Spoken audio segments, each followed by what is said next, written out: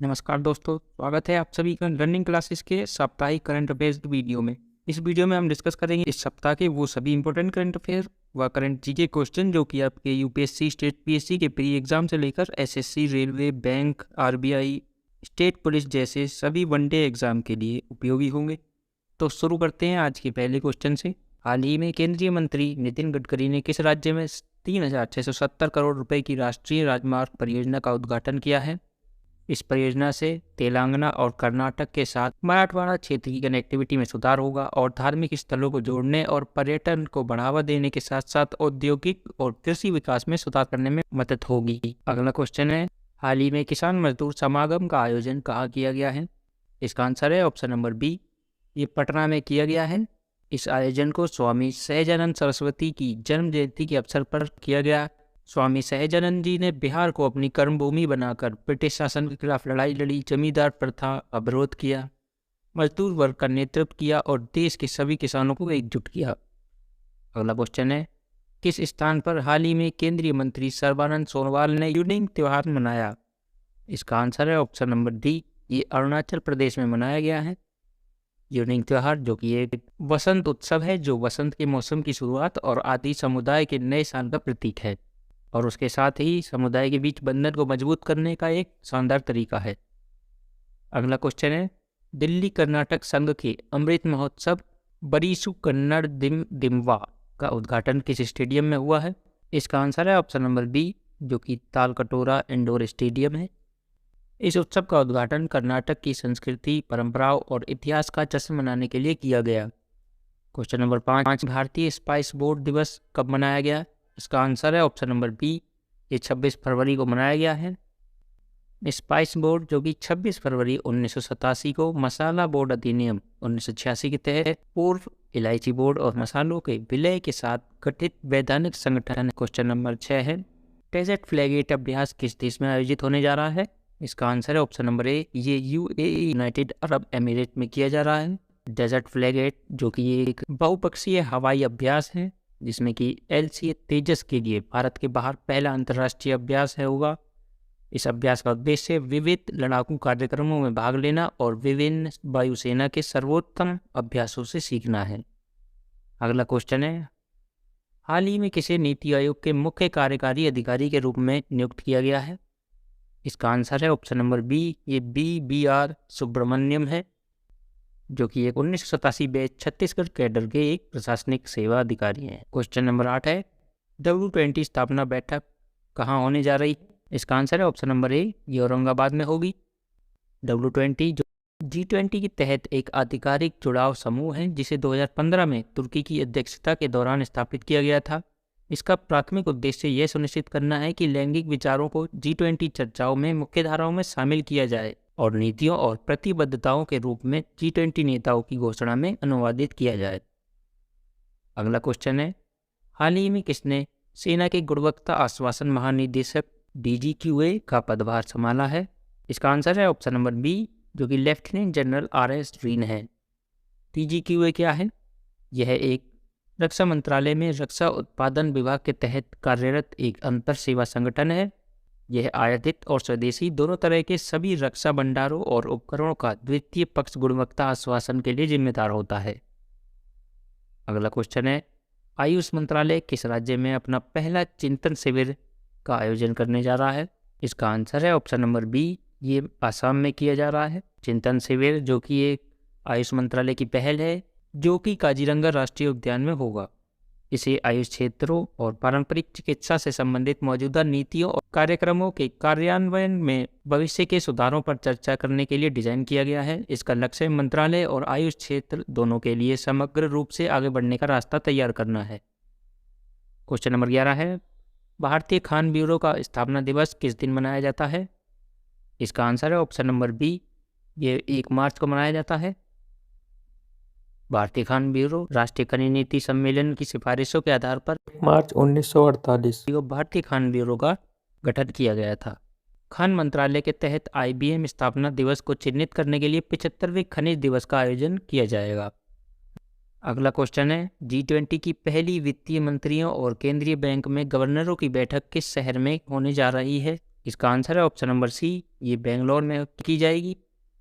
यह बैठक जो कि प्रमुख वैश्विक आर्थिक मुद्दों को संबोधित करने के लिए व्यवहारिक और सार्थक दृष्टिकोण पर मंत्रियों और राज्यपालों के बीच विचारों के सार्थक आदान प्रदान को बढ़ावा देगी।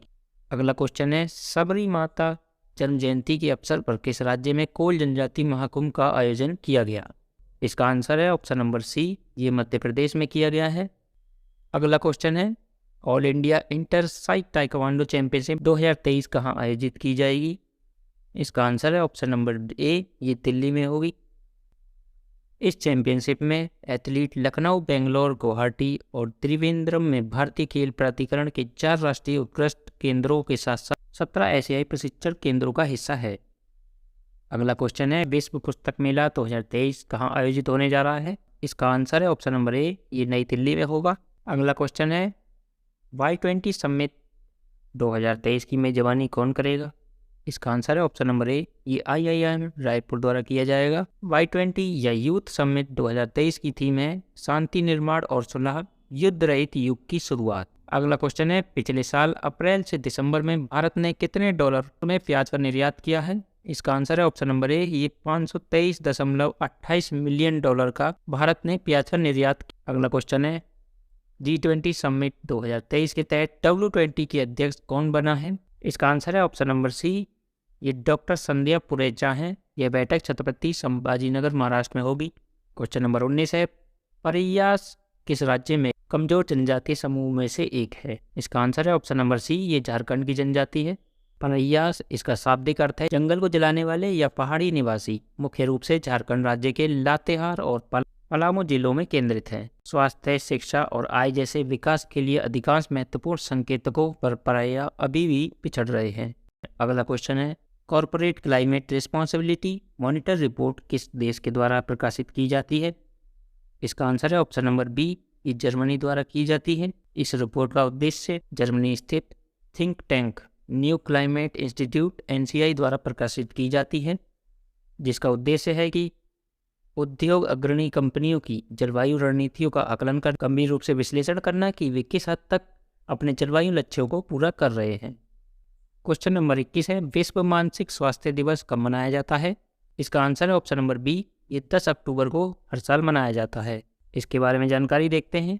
भारत में मानसिक स्वास्थ्य देखभाल अधिनियम 2017 के तहत मानसिक बीमारी वाले व्यक्तियों के अधिकारों का प्रावधान करता है, जिसमें मानसिक स्वास्थ्य देखभाल और उपचार तक पहुंच का अधिकार, उनके उपचार के बारे में निर्णय लेने का अधिकार, गोपनीयता का अधिकार और कानूनी सहायता का अधिकार शामिल है। अगला क्वेश्चन है, भारतीय राष्ट्रीय खाद्य दिवस कब मनाया जाता है? इसका आंसर है ऑप्शन नंबर डी, हाल ही में भारतीय खाद्य सुरक्षा और मानक प्राधिकरण FSSAI ने फोर्टिफिकेशन को जानबूझकर भोजन में आवश्यक सूक्ष्म पोषक तत्वों की सामग्री को बढ़ाने के लिए परिभाषित किया है, ताकि भोजन की पोषण गुणवत्ता में सुधार हो सके और स्वास्थ्य के लिए न्यूनतम जोखिम के साथ सार्वजनिक स्वास्थ्य लाभ प्रदान किया जा सके। उदाहरण के लिए खाने के नमक में आयोडीन और आयरन मिलाना। अगला क्वेश्चन है, पोलियो विषाणु से शरीर का कौन सा भाग प्रभावित होता है? इसका आंसर है ऑप्शन नंबर सी। पोलियो के बारे में जानकारी देखते हैं। पोलियो एक अपंग और संभावित घातक वायरल संक्रामक रोग है जो तंत्रिका तंत्र को प्रभावित करता है। पोलियो वायरस केंद्रीय तंत्रिका तंत्र या सेंट्रल नर्व सिस्टम पर आक्रमण करता है और जैसे जैसे ये बढ़ता है मांसपेशियों को सक्रिय करने वाली तंत्रिका कोशिकाओं को नष्ट कर देता है, जिससे घंटों में अपरिवर्तनीय पक्षाघात हो जाता है। अगला क्वेश्चन है, वैगई नदी का उद्गम किस राज्य से होता है? इसका आंसर है ऑप्शन नंबर बी, ये तमिलनाडु से होता है। यह नदी पश्चिमी घाट श्रृंखला के बैरियर पठार वरुणाडु पहाड़ियों से निकलती है। इसकी मुख्य सहायक नदियाँ सुरिलियारू, मुल्लियारू, परागनादी, मंजरारू, कोट्टागुड्डी, कुडुमल और उपारू है। वट्टापराई जलप्रपात इसी नदी पर स्थित है। अगला क्वेश्चन है, किस राज्य केंद्र शासित प्रदेश ने देश का पहला समुद्री स्थानिक योजना ढांचा शुरू किया है? इसका आंसर है ऑप्शन नंबर सी, ये पुडुचेरी द्वारा किया गया है। इसके तहत वर्तमान और प्रत्याशित महासागर और तटीय उपयोगों का विश्लेषण करने और विभिन्न गतिविधियों के लिए सबसे उपयुक्त क्षेत्रों को पहचान करने के लिए एक पारिस्थितिकी तंत्र आधारित स्थानिक योजना प्रक्रिया है। इसका उद्देश्य समुद्र संसाधनों और तटीय पर्यावरण संरक्षण के सतत प्रबंधन के साथ साथ विकास को संतुलित करना है। क्वेश्चन नंबर 26 है, उस्ताद बिस्मिल्लाह खान युवा पुरस्कार कितने उम्र तक के कलाकारों को प्रतिवर्ष प्रदान किया जाता है? इसका आंसर है ऑप्शन नंबर डी, 40 वर्ष। उस्ताद बिस्मिल्लाह खान जो कि एक प्रसिद्ध शहनाई वादक थे, वह भारत रत्न प्राप्त करने वाले देश के कुछ संगीतकारों में से एक थे। यह पुरस्कार संगीत नाटक अकादमी द्वारा नृत्य, संगीत और नाटक के क्षेत्र में कलाकारों को प्रदान किया जाता है। संगीत नाटक अकादमी जो कि भारत की संगीत, नृत्य और नाटक की राष्ट्रीय अकादमी है। अगला क्वेश्चन है, मार्बर्ग वायरस रोग एक गंभीर घातक बीमारी है जो किस में फैलती है? इसका आंसर है ऑप्शन नंबर ए, ये इंसानों में फैलती है। मार्बर्ग वायरस चमगादड़ों से लोगों में फैलता है और संक्रमित लोगों के रक्त, अंगों और अन्य शारीरिक तरल पदार्थों के सीधे संपर्क के माध्यम से और इन तरल पदार्थों से दूषित सतहें और सामग्रियों के साथ मानव से मानव संचरण के माध्यम से मनुष्य में फैलता है। मार्बर्ग के इलाज के लिए कोई अधिकृत टीके या दवाएं नहीं है, लेकिन लक्षणों को कम करने के लिए पुनर्जलीकरण उपचार से बचने की संभावना में सुधार हो सकता है। अगला क्वेश्चन है, किस राज्य संघ राज्य क्षेत्र में भारतीय भूवैज्ञानिक सर्वेक्षण ने एक नए लिथियम एकत्र की खोज की है? इसका आंसर है ऑप्शन नंबर सी, ये कश्मीर में की गई है। भारतीय भूवैज्ञानिक सर्वेक्षण GSI ने अनुमान लगाया है कि कश्मीर में जमा राशि में 5.9 मिलियन टन लिथियम हो सकता है, जो कि दुनिया के आधे लिथियम संसाधन लैटिन अमेरिका, ज़्यादातर बोलीविया, चिली और अर्जेंटीना, ऑस्ट्रेलिया और चीन में केंद्रित है। 2021 में लगभग 90% लिथियम खनन चिली, चीन और ऑस्ट्रेलिया में हुआ, जिसमें ऑस्ट्रेलिया प्रमुख उत्पादक था।